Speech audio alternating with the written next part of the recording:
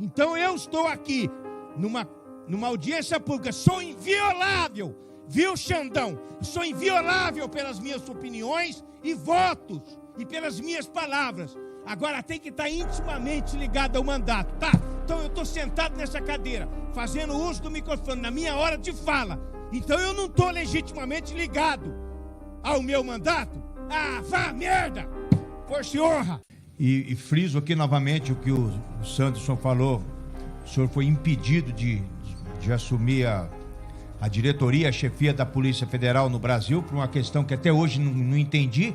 E o pior do que ser proibido da forma que foi, é quem tem o poder de se manifestar, não tomar nenhuma providência. O Congresso Nacional, não na pessoa individual de cada deputado, mas dos seus líderes, de quem comanda as casas, que tem o poder de frear certos abusos do STF e aceitam pacificamente. Eu tenho maior respeito pela instituição STF, mas infelizmente hoje eu faço aqui as palavras do desembargador Sebastião, eu faço as palavras deles as minhas. O STF hoje ele se tornou um instrumento político, né? E infelizmente ainda contra os valores da direita. Então tudo que for contra a direita no STF e algumas instâncias superiores, nós temos visto isso também, é potencializado. Uma delas esse voto, por exemplo, do ministro Alexandre de Moraes, que eu tive informação agora que parece que o ministro Nunes Marques divergiu. Eu não estou acompanhando, até porque nós estamos acompanhando aqui com votações no plenário, mas eu me sinto assim, estarrecido. São penas e condenações idênticas ou inferiores a chefes de tráfico, a latrocidas, e nós estamos aí penalizando, o STF penalizando pessoas que, por mais que algumas pessoas ali mereçam ser penalizados dentro da gravidade dos seus atos, dos seus crimes, que seria dano, seria quebrar vidro ali, quebrar porta, algumas palavras mais exaltadas, mas é um absurdo que 15 em regime fechado, isso aí é para terrorista que solta bomba, que espatifa pessoas, que perna para um lado, cabeça para o outro, que eu já falei aqui nesse recinto, de que eu via isso muito quando era mais jovem. Eu acompanho terrorismo no mundo, isso aqui não tem nada de terrorismo, são danos. Eu conversei com o pai de uma das pessoas que está detido lá, de um jovem, e ele falou com lágrimas nos olhos, falou, meu filho, na hora lá se exaltou, falou algumas coisas a mais lá, e acabou entrando nesse rolo todo ali, uma pessoa de bem que nunca fez mal para ninguém. Então eu até me sou assim cômico, parece o Sargento Faur tá aqui, ó, tem violações a direitos humanos, violações a direitos humanos na prisão de pessoas em decorrência de atos e manifestações políticas. Eu tenho uma trajetória de confronto com os direitos humanos. Eu explico por que eu sou radical. Porque eu, no meu tempo de serviço, nos meus 35 anos que defendi a sociedade contra o crime, eu peguei um pouco de ranço de quem se intitula direitos humanos, porque os que tiveram contato comigo sempre foram para me prejudicar e para defender criminosos. Então inclusive tem uma camiseta minha que está sendo pronta agora numa fábrica lá em Maringá, com a frase direitos humanos e esterco da vagabundagem. Então eu me refiro justamente àqueles que só defendem criminosos, vão em porta de penitenciários encher o saco quando tem rebelião, não vão na casa de familiares de policiais que são mortos pelo crime.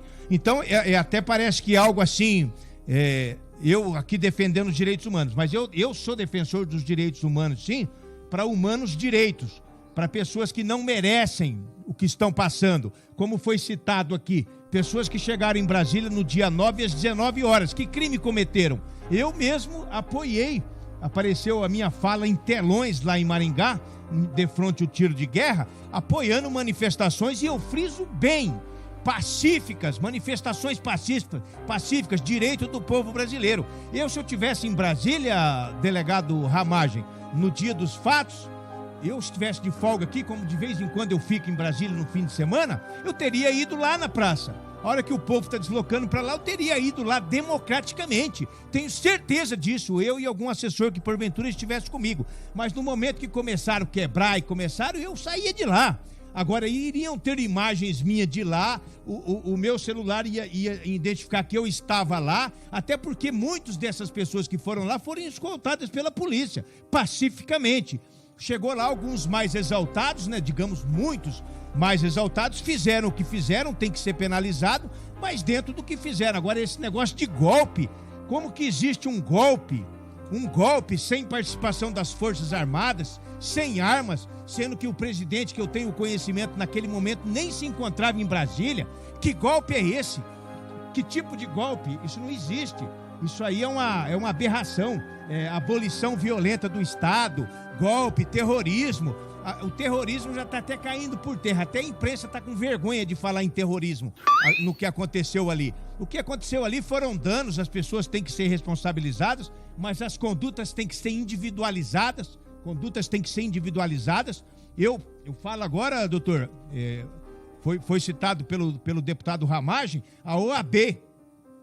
Eu tenho criticado posturas pontuais de advogados da OAB, de juízes, inclusive de deputados, coisas pontuais. Tenho o maior respeito pelos advogados, pela profissão digna dos advogados, mas a OAB está se omitindo, sim. A OAB se manifesta em assuntos que praticamente não lhe diz respeito, abordagens, policiais abordando pessoas na rua, pessoas reagindo, e a OAB entrando com ações contra policiais, a OAB se manifestando, e quando nós temos graves abusos de autoridade perpetrados por ministros do STF e outros, né, desembargadores de instâncias superiores, mas inferiores ao STF, não tem uma manifestação contundente da OAB. Então deixo aqui o meu desagravo em respeito à OAB não se manifestar. É uma falha grave dela, que se intromete em tudo, onde é preciso, onde no Brasil está sendo violado os direitos humanos de centenas de pessoas, a OAB se manifesta, se cala.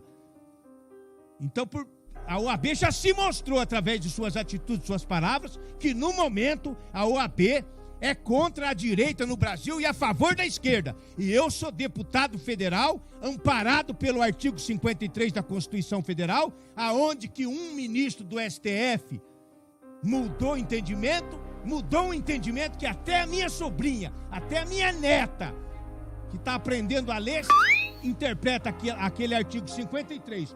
Os deputados federais são invioláveis pelas suas palavras, opiniões e votos. Então eu estou aqui numa audiência pública, sou inviolável, viu, Xandão? Sou inviolável pelas minhas opiniões e votos e pelas minhas palavras.